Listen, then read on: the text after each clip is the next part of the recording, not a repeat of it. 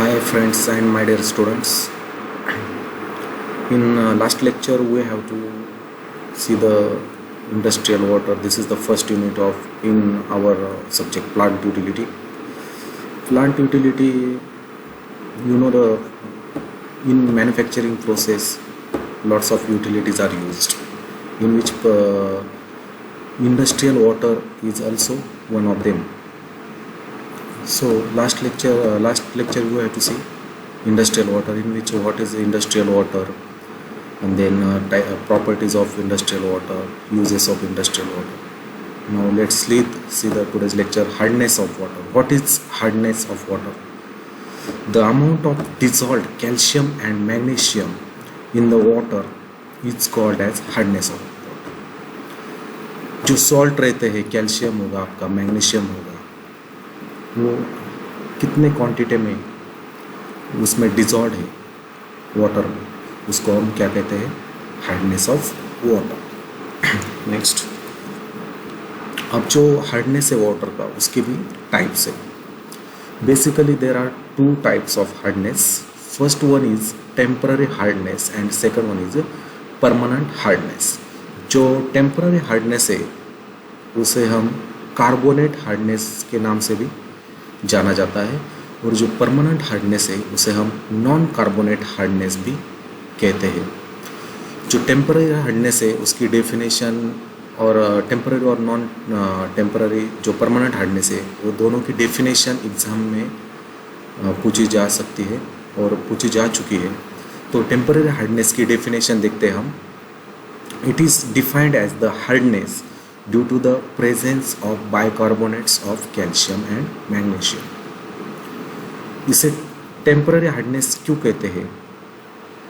इसे temporary hardness कहते हैं इसलिए कि इसमें जो सॉल्ट्स है, वो कौन से सॉल्ट्स है?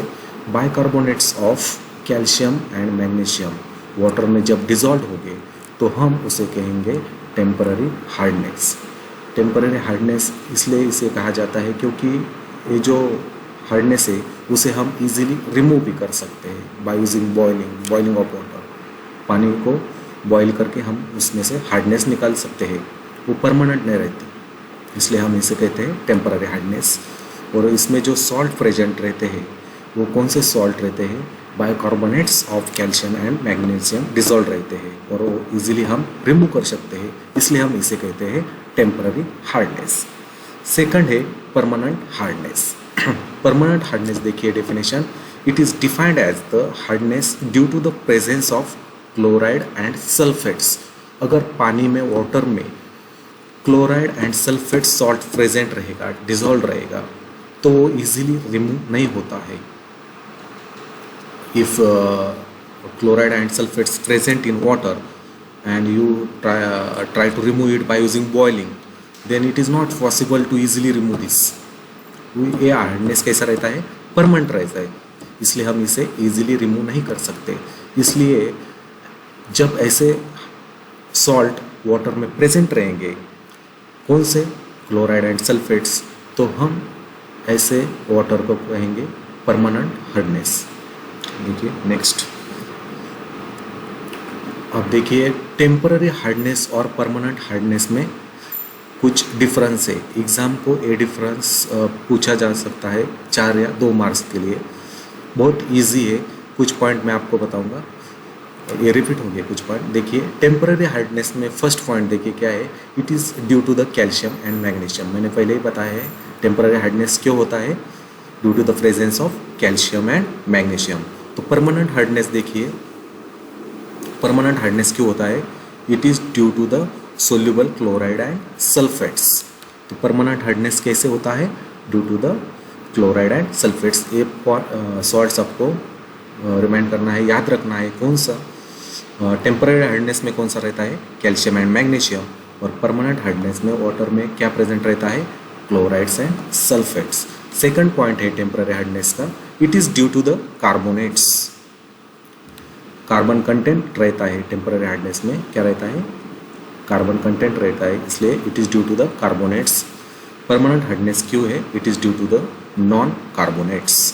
थर्ड पॉइंट है टेम्पररी हार्डनेस का, it is known as carbonate hardness. और परमानेंट हार्डनेस को क्या कहा जाता है? It is known as non carbonate hardness. Temporary hardness को क्या कहा जाता है? It is also known as carbonate hardness. और परमानेंट हार्डनेस को क्या कहते हैं? Non carbonate hardness. और लास्ट पॉइंट देखिए डिफरेंस का, this type of hardness can be removed by simple process. Simple process मैंने आपको बताया था कि बाय यूजिंग बॉइलिंग और कोई भी सिंपल प्रोसेस से आप और एलम ऐड करके आप उस हार्डनेस को रिमूव कर सकते हैं, एलम। लेकिन परमानेंट में हार्डनेस में ऐसा नहीं है, आप सिंपल बॉइलिंग से उसे रिमूव नहीं कर सकते और या एलम ऐड करके आप उसको रिमूव नहीं कर सकते। देखिए नेक्स्ट स्लाइड। नेक्स्ट है बॉयलर फीड वाटर। अब हम नेक्स्ट पॉइंट की ओर जा रहे हैं, boiler feed water. You know all of this boilers. What is boiler? Boiler का यूज़ क्या है? तो इंडस्ट्री में most of the chemical industry आप देखेंगे तो बॉयलर वहाँ का हर्ट रहता है। क्यों हर्ट रहता है?